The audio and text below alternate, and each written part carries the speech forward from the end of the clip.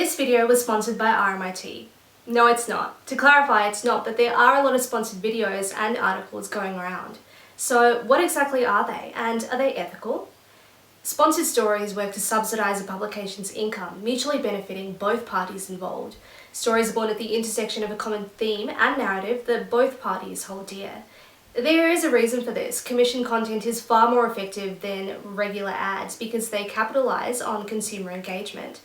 By liaising with publications and the demographics that they target, sponsors are offered a chance to instantly engage with their audience and build customer loyalty.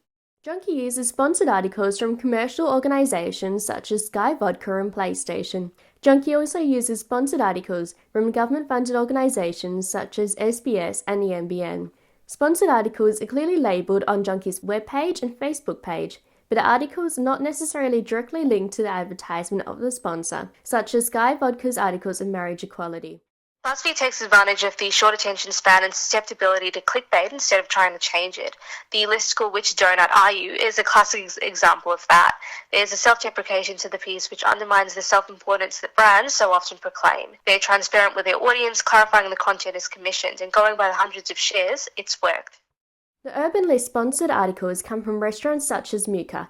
Other sponsors include travel shops such as Kathmandu and e-bike shop Bosch. Sponsored articles are not clearly labelled. It is not made known to the reader that the article is sponsored until they reach the end of the article, which is written under the editor's note. But the Urban List does state that their sponsored articles are endorsed. Mamma Mia ran an article, "As a late person, here's what I need you to know," that was sponsored by Real Iced Tea. The piece itself is pretty generic, non-offensive. What's interesting is that they made no direct reference to the sponsor in the article. This suggests that the brand is partnering with Mamma Mia as a publication rather than for a specific story, a trend to look out for.